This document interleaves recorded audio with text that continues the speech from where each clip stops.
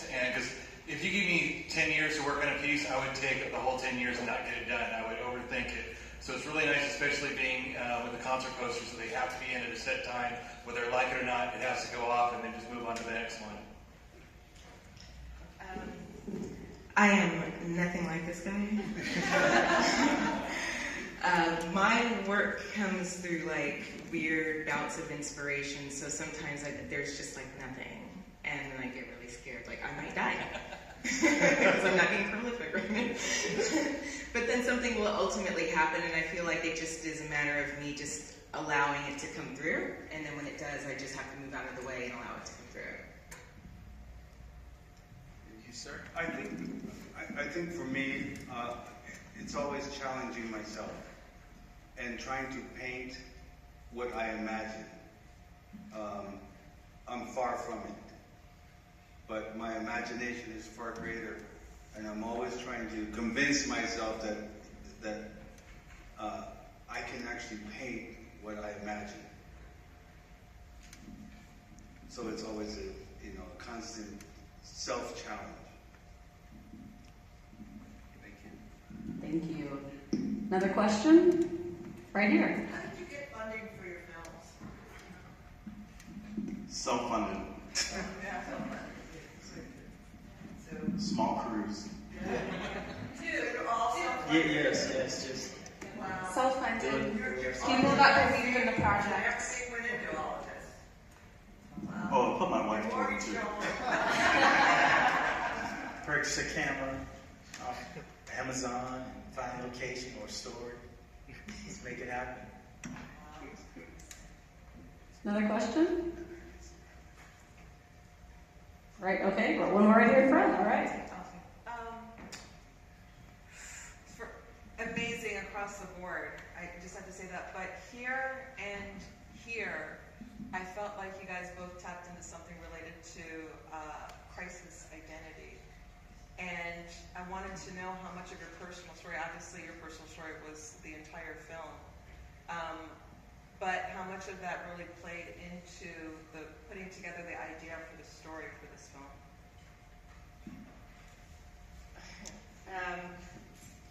Yeah, I mean, I think for me, my art is a reflection of my experience, so I don't know how to create any other way. So even though the portraits are of other people, there's a lot of me in there. The film that Barbarella and David focused in was basically about creating that and the, I guess, where I was in that space to be able to create the work. So yeah, I mean, it all is very much intertwined. Yeah, thank you. For me, it's something I grew up in day in, day out. So I grew up, since I had the age to have my nose up to the barrel, I've always been around this culture, and it's a lifestyle, really. So it's my way of life. It's my lifestyle. So it was what you guys saw there is really what it is out there. It's a group of people day in, day out coming together to put something for others to enjoy. And I feel the work behind anything. I mean, I cultivate grapes, I cultivate wine. These fine people cultivate films. They cultivate something for the world to see. And I think that in every art, we all are a cultivator or a farmer of something. And I think that if you truly have a passion behind it, it'll be as is, and it'll show. My lifestyle is my lifestyle. It's my family. Those are my people.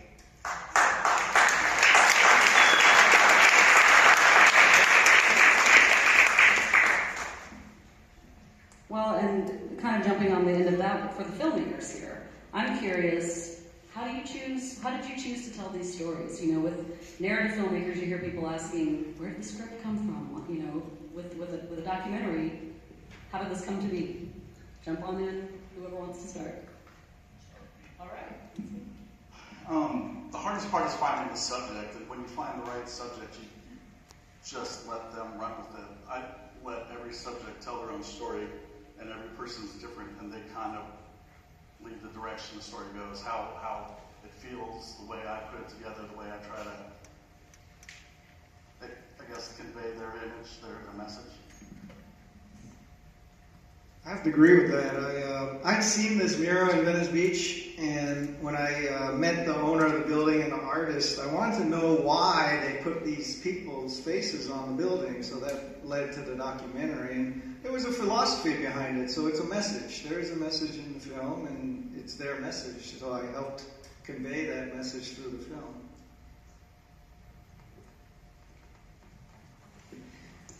So I grew up in Southern California, and I was surrounded by strawberry fields. And every morning, my father would drive me to school, and he would show me that the field workers were up before dawn and were there until after sunset. And that stayed with me my whole life. And I always wanted to make a project that showed tribute and appreciation and gave the people that build California a voice. And especially in seeing what goes on in the news the last few years, I felt that the true immigration experience was missing, and that we needed to hear it from the people who've actually immigrated.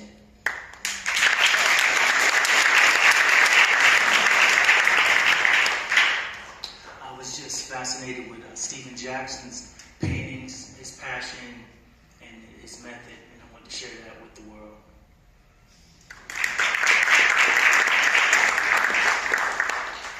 We've got time for a few more questions. I know there's some burning questions out there. Don't be shy. There you go, right back there. And I see one over there coming. This was for Alana. Are there plans for your Golden Age series to be shown anytime soon? Or? Yeah, it was shown at San Diego Art Institute back in May, June. And it is on its way to Chicago right now, so it'll be shown at Catherine Edelman Gallery in Chicago, September 7th. It's opening. It'll be there till the end of October. And yeah, it's getting around. But I'm currently working on a new body of work, so I'm highly focused on that right now. My Golden Age is over there. We had a question, I believe, over here. Yeah. I know that editing is the most challenging part for most documentary projects. I'm just wondering if you might have a clip that you really loved that did not make it in, if you're a filmmaker, or if you're a subject, something that you talked about that you wish could have gone in, but no, that it didn't make it. When you're being interviewed, it's just kind of a blur, and then afterwards you're just like, did I say something smart? Maybe, kind of. Yeah, so I didn't come across as dumb as I feared, but I came across a little heavier than I wanted, and I think it kind of works out halfway there.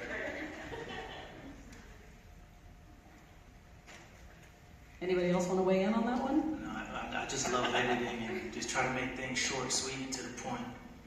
Usually when you're editing, it tells its own story. More questions? Time. One more here in the front. All right. Hey, Scojo, you ever done a movie poster? Okay, quick story. Actually, Focus Features contacted me to do the theatrical release for Dave Chappelle's Block Party. And yeah, went up there, met, and we had this just amazing lunch where we discussed the golden age of movie posters and how everything's evolved and just floating heads. And we had this great lunch, and they paid me really well. I love the corporate money. It was great. And they didn't use anything, and the end up result was everything they said in that lunch they didn't want. So, yeah. So yes, I have, but no, I haven't. Anybody else out here? Any questions? All right. Well, I have one, just kind of an open-ended question for all of you guys. I mean, any takeaways you want anyone to have from your film, from your art, or just what's next? I mean, yeah, just kind of give us an idea. We're excited. My wife and I have a new project, and we're always excited about the next project. We just shot it, so now I'm in the editing phase. Did I just lock myself away and try to find the story in there? So we're excited about our next project. But Paul, I see you out there. You got to tell your story. You have stories to tell. We'll team up and do something.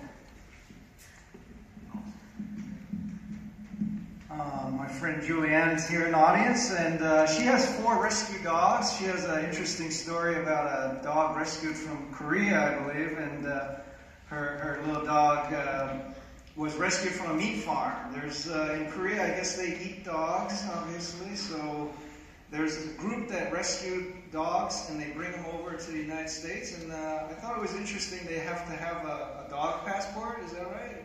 So we're making a documentary about rescue dogs, and specifically rescues from overseas. So it should be an interesting story.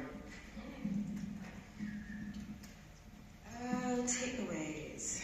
Let's see. I think the biggest takeaway, whenever anyone watches the film, I think for me, what I ask is that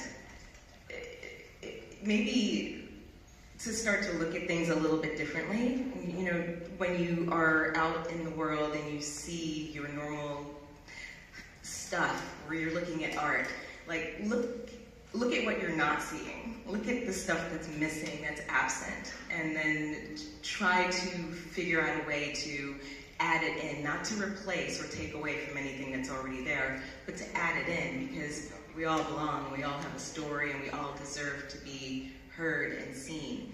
So I just think it's really important that we all do that, especially if we're planning on making any positive change in this world. I think it's really important that we start to really think in a more unified way. So that's my ask.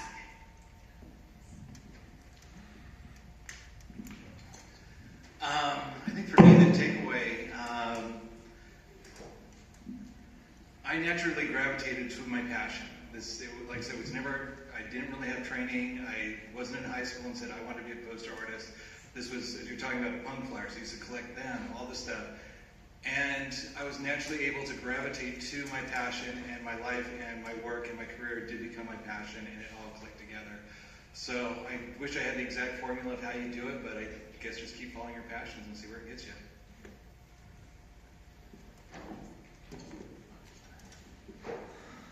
I guess my hope would be that next time you have a glass of rosé or Pinot Noir, or even as you're buying vegetables at the grocery store, think about who crossed borders to give those vegetables and that glass of wine to you, and think of all the struggles and the sacrifice they endured, because without those sacrifices, we wouldn't have that wine or those vegetables.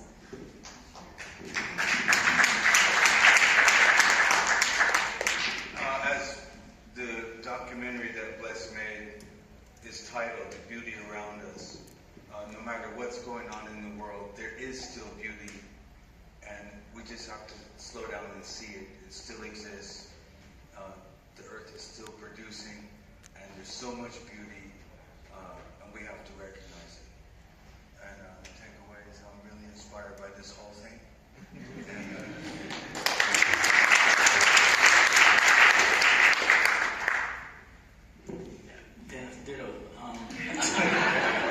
That painting is it's not easy at all. Let's take with it.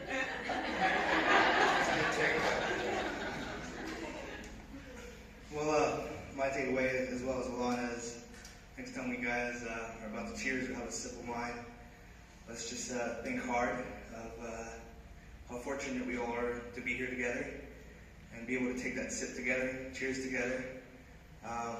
And I want all you guys to cheers for our country, the people that we are, the unity that we have, and the future that is to come, because this is a beautiful community, and I want us to keep drinking with our friends and family, enjoying the most beautiful things that we have here in life. So cheers to all you guys coming out here tonight. Thank you so much.